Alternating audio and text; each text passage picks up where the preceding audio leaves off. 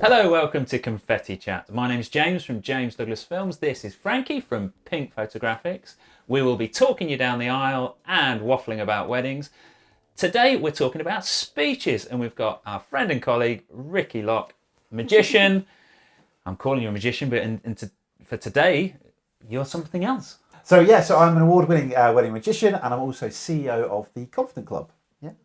Excellent. So today we're chatting about speeches. Now, in my experience, obviously, I'm married. I did a groom speech. I've been best man twice, so I've had to do that job on two separate occasions. I have daughters. At some point, I might have to do a father of the bride speech. So whenever Can I be their photographer? I'd love that. So whenever I'm filming weddings, that's the one I'm paying most attention to these days for hints and tips. Yes. Now, obviously, working in the wedding industry, it's really easy for us to see what works and what doesn't work. But for everybody else out there trying to plan a speech, your standard three, the ones that traditional ones, father of the bride, groom, best man. But that's a trend that seems to be dropping off. It seems like almost anyone can be asked to deliver a speech or a toast at a wedding. So where are we going with this? What advice are we giving people? I think it's like we said earlier on before this, I think it's like one of the most exciting opportunities to have, because at a wedding, it's the one and only chance that you're probably only ever going to have a chance to say something really special, unless it's a eulogy, which hopefully we're not going to do. That's another episode, right? Completely different story. But I think it's really important that you actually use this as an opportunity to do something different. Most people, as we said before this, the top three fears in life is number 3 is dying, and number 1 is public speaking. So people would rather die than public speak, which is sad, really. But I think extreme. It's true. Yeah. But we've seen it in what we do, and I get to see it as I'm hosting weddings, that you see that the nerves and the shaking of people are absolutely just bricking it. And it's just, we do this every day. We talk to everyone, but for some reason, when you give someone a microphone or you give someone that spotlight, they just kind of crumble. And I think what we can do is probably help people with the viewers by giving them some great tips, I think, to help them their speech. What do you think? What do you think causes the fear? Is it a fear of just looking stupid? Do you think that's all it is, or is there something else happening here? Yeah, I think there's probably a lot of beliefs in play. So obviously beliefs are just lies that we tell ourselves that we've chosen to believe to be true. So people might believe I'm not a very good public speaker, and that might be that they did a presentation at school. The teacher said that they were really bad, and therefore they've kept that throughout their whole life and said I'm just not a good presenter. But actually, it's probably not true. So I think a lot of it is that there's some beliefs going on there. A lot of it is that there's an emotional point. I cry my eyes out in my own speech, and I think that a lot of people are just really worried about, if I'm going to be a centre of attention, I'm going to have to do something that's quite emotional. I might cry, I might look silly, and I might look stupid. Therefore, I'm not doing it. That's what I hear a lot. Yeah. And I think that's the case, that actually it's about looking at that reference and go, actually, why don't we just change this around and flip it around to actually this is something exciting that you can try something new. And I think a lot of it is, a lot of the time people just don't want to do it because they're worried how they might look. But actually there's tools and tips that we can give that will help them look cool. What's your advice? What would you say? So I'm thinking groom speech should, in my opinion, what I would say to any of the grooms that I'm dealing with, I would always say to them, you've got a list of thank yous. You're under no pressure to be funny. Like you don't like grooms. I don't think a groom necessarily needs to be particularly. I don't think they need to worry about being entertaining necessarily. But woe betide them if they forget to thank the the right person. So what? But I think the grooms, probably feel as much pressure as anyone. So what are you going to say to a groom? How are you going to help them out with this? I think firstly it's to understand obviously what they want to say, because most people, this is what they do, they'll go on Google and type in how to write a wedding speech, probably the best man. We have this conversation every single wedding, and we say, right, what are the top 3 things we hear the most? And there's the same stories and same jokes. The cakes in tears. You've got to keep oh my god, you've got to keep it like a miniskirt. The miniskirt. Yeah. And we even said at the last wedding we did, we joked about that when I was like, oh, I'm so sick of hearing about the miniskirt. Yeah, Literally, best man, his first line was, we were across the room from each other, we just looked at each other and we're like, yeah, there it is. And there's the classic, the hand on the table, like where the best man will say to the groom, put your hand on the table. Yeah. Then the other hand, this is the last time you're ever going to have the upper hand. Yeah. You know? And it's all cliche, you know, and that's the thing. I think actually, so I'll share later on my experience of doing my own wedding as a speaker. What we use that. I think to help a groom out, it's understanding first about what to say. So there is some sort of structure that needs to be said, but it doesn't have to be the natural structure of what you'll see on Google. Thank this, you know. Obviously, you want to make sure that you pay attention to, you know, your partner, whoever you just got married to. Yeah. Obviously, thanking mums and dads maybe who might give a bit of investment, a bit of money, the staff, whatever. Sometimes suppliers. Yeah. And that's Yeah. always nice. Yeah, that's always Slightly nice. embarrassing, but still. I never like it. If I get thanked, because I'm filming it, I'm just kind of go, do I edit this out? Yeah. Do I leave that out? At I least don't know. there's no photos of me like awkwardly like, hi, thanks. Yeah, that's it. Yeah. But I think what's really important is to understand firstly their state of how to control how they feel, because a lot of people are worried about how they're not going to get through it. Because firstly, people have that belief like, oh, I'm just, it's going to be 2 minutes. I'm just going to get over it because I don't want to do it. Yeah. So firstly, there's some sort of beliefs that's going on that we can help them control how they feel. So nerves, that kind of thing. So there's a lot of tools and techniques. So we'll give a free tip here to help people out. So one of the things that I recommend if I'm at a wedding or if I'm helping people when I'm hosting. So when I host, I will compare and introduce the speeches. So make it, rather than going, please give up for the groom, I make it a little bit more fun, you know, because sometimes the venue just passes the mic to the groom and then they go, oh, do it now? Like, what am I supposed to do? Is it now? Yeah. So one of the things I do is I try and get them to visualise a time when they felt really confident. So because I'm a magician, I'll carry elastic bands with me and I'll give them an elastic band to put on their wrist. And I say, look, if you're feeling a little bit nervous just before you do your speech, all I want you to do is to think of a time when you might have been nervous and you got through it and you were really confident. Can you think of that? And they'll go, yeah. And you see it, you see their physiology shift, you know, they go from that to like a smile and you can see they're relaxed. I say, right, now ping that elastic band. What it does, it's a bit like electric shock therapy. So as they ping that, it's a gentle reminder that they're okay, you know, they're fine, and it reminds them of that moment. So it's a bit like anchoring. So if you hear, if I hear "This Will Be an Everlasting Love" by Natalie Cole, that takes me back to my first dance. Yeah. So it's an anchor. So you might have a smell, Frankie, or like you might have, you might smell some fish and chips. Go, oh, that takes me back to being like a child or something, right?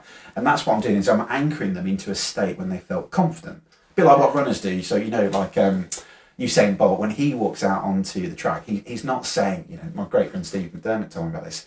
He's not going out there going, I hope I'm going to be all right today. He comes out and just goes, whoosh, whoosh, hey, cool, and he starts fist bumping because he says, I've got this. Yeah. And that's the same thing. So first it's about control how you feel, using these tools and techniques and thinking about what can you do. So sometimes at a wedding, even before I start, I might put my headphones in. So you might have seen James at a wedding fair. Yeah.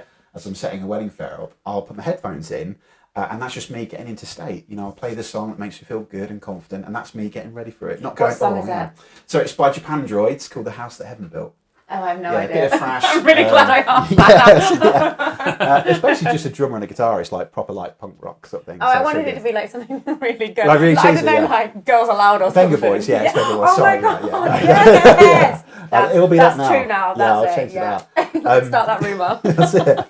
But yeah, that'd be the real bit now. Stick on the real preview. Ricky, listen to Venga Boys.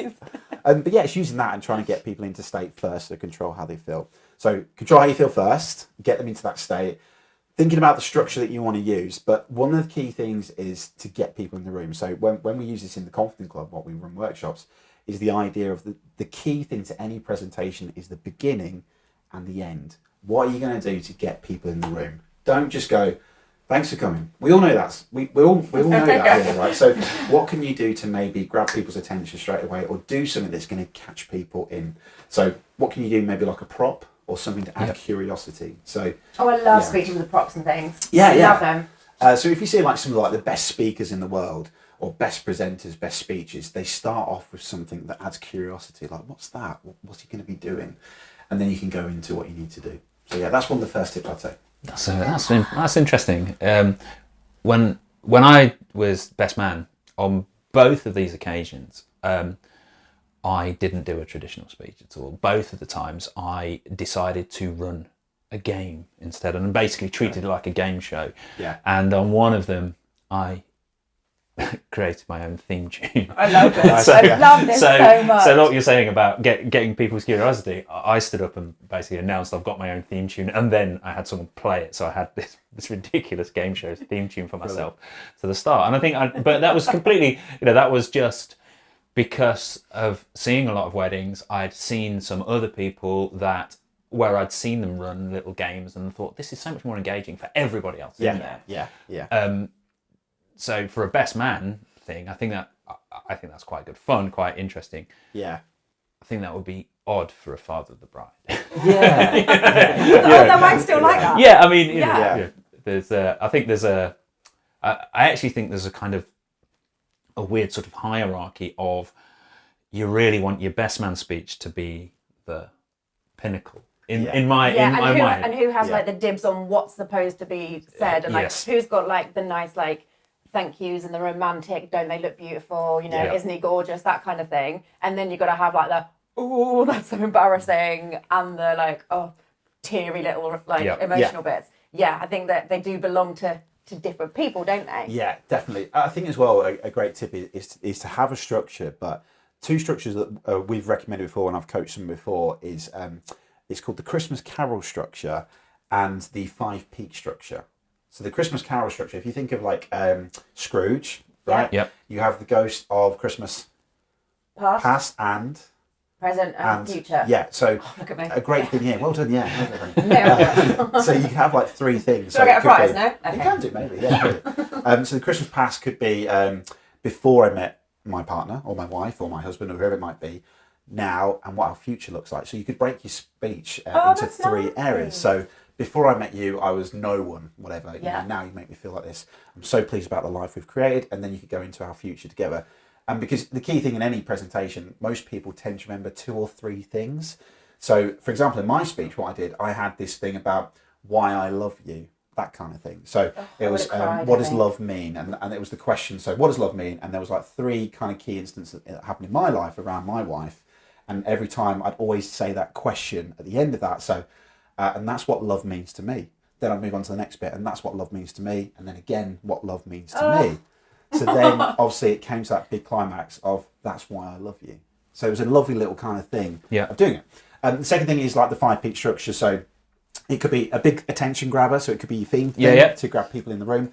Your 3 things, so 3 peaks. And then you've got obviously the last thing, which is your finale. So it could be the big end thing. So it could be the theme tune to play out or something like that. So 5 peaks, big introduction, the 3 main points, and then your ending. Or you can have the Christmas Carol, which is before I met you, now, and the future.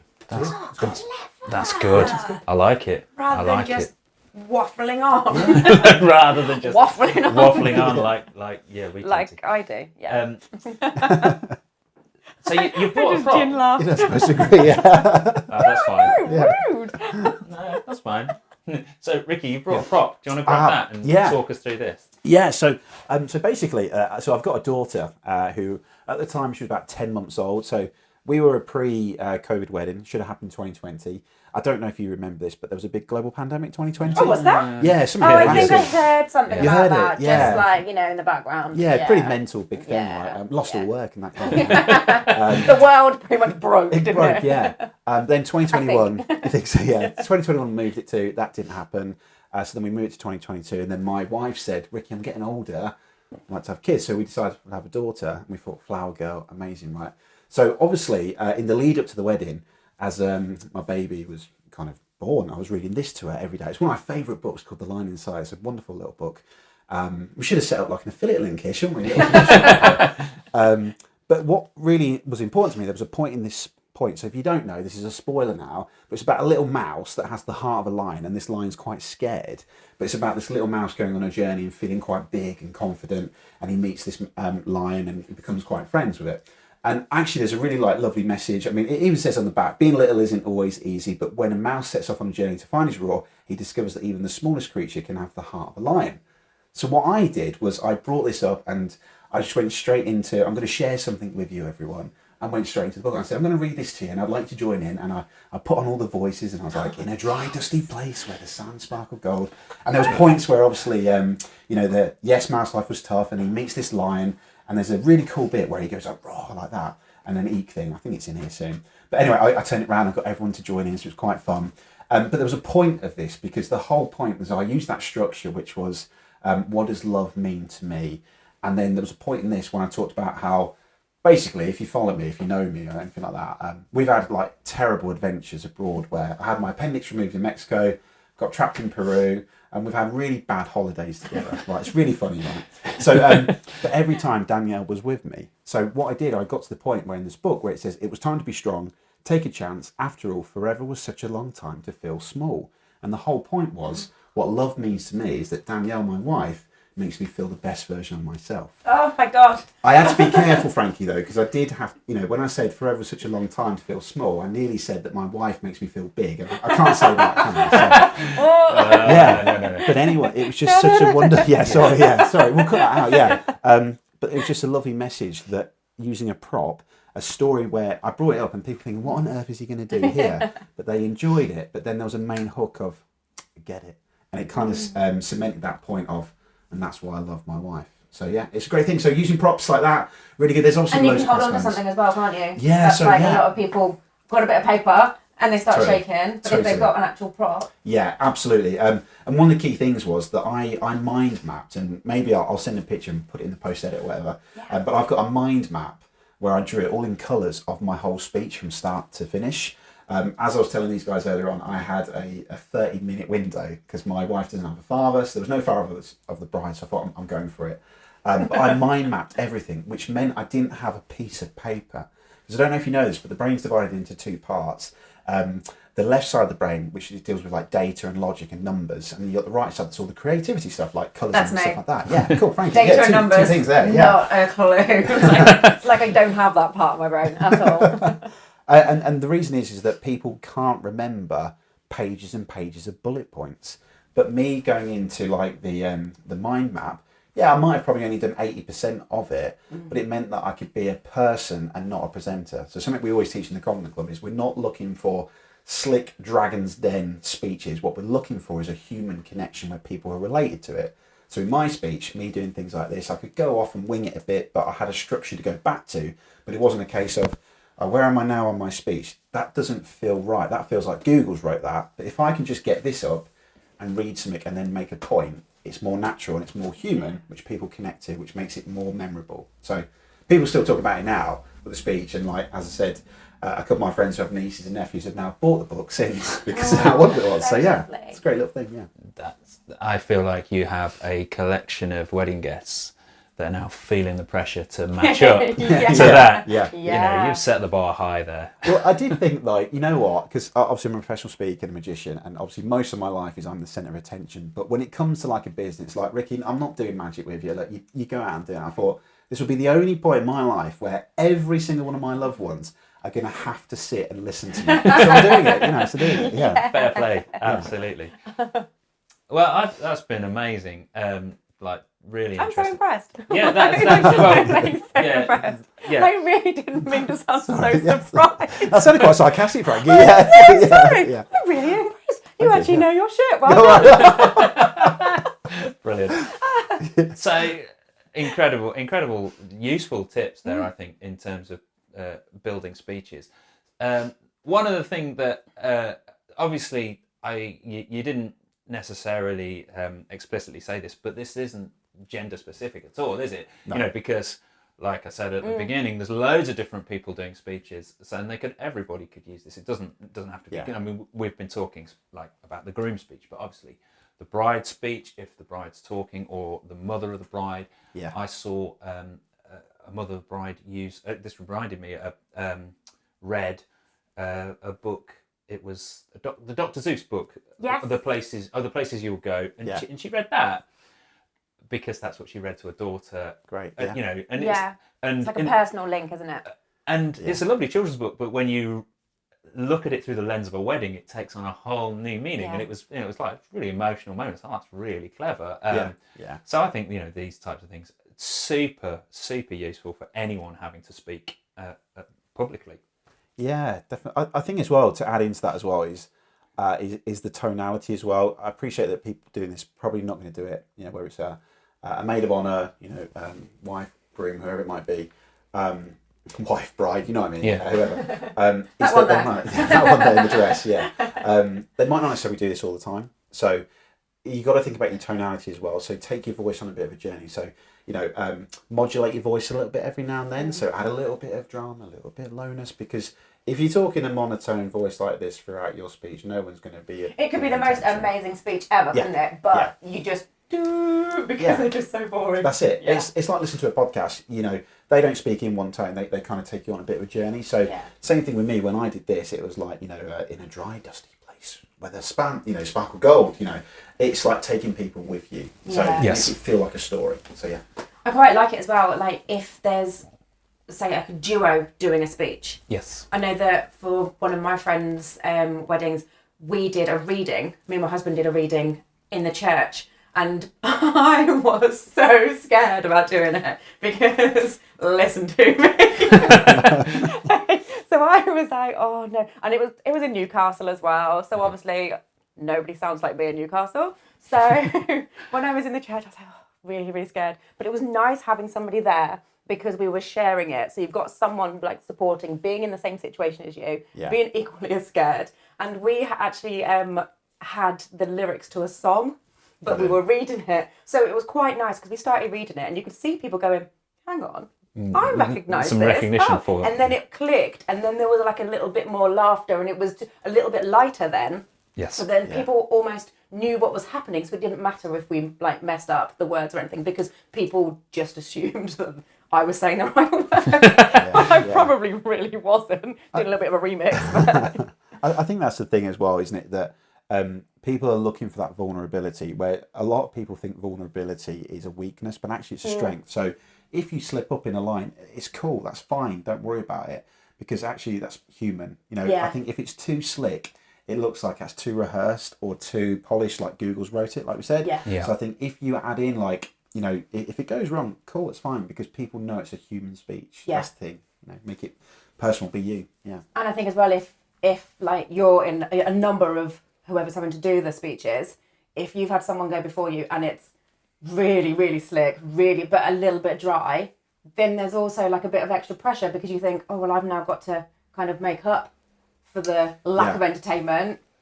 I think something that you touched on earlier as well that I think that is worth mentioning is the communication between the people public speaking and making sure that they don't... I shot a wedding recently where the best man, nearly all of his material, all of his speech he'd written, ready to deliver, had been already mentioned by the father of the bride and the groom, and he's kind of gone, I've got... and then he's there having to try and make up a speech on the fly. So having that level of communication, deciding... panic then, isn't it? Deciding roles, I think is really, really key. On a personal note, what I would also like to add, if you are planning something like a game show or anything or something, please inform the videographer. Let us know what's happening. Please let us know what's happening, because it can be quite... I've had it through experience where I've had cameras pointing at empty seats whilst the couple have been whisked away to a different part of the building to go and do Mr. and Mrs. or something with the... And if there's going to be 14, do you remember the wedding? There was like 14 speeches. Yes. And there were like someone over there, someone over there, someone over there, someone over there. Yes. Make them swift. 14 speeches is a long time. I went to one probably 2 years ago. I think they had 8 speeches, but each speech was about 15 minutes long.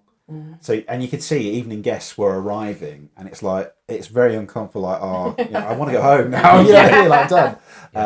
So most venues allocate like a 30-minute window. Yes. So trying to stick with that. They try and say like 10 minutes per speech, but if you're like me, who's going to just take the piss, and do 30 minutes, that's cool because I'm used to it. I can handle it. I can take people with it. But if you're not used to it, stick to between 5 and 10 minutes. But another thing you just made me think about as well, actually, is about funny things. A lot of people think they have to add jokes in. What I try and recommend is don't add a joke in, just say funny things. So it's a bit like comedians, observational comedy. Yes. They're not saying jokes, they're just saying funny things that happen. And that's where we feel related to them. Yes, get a relatable approach. So if you're worried about, I'm not a funny person, don't worry about it. Just say funny memories or funny anecdotes about either the groom or your wife, that kind of thing, or partner, whoever it might be. That's where people can relate to laughing it at better. the situation rather than Yeah. something that you've come up with. And But that's it, like my best man was really worried about, I might say something, and what if they don't laugh? I said, well, don't do that. I say, Craig, just... That's really awkward.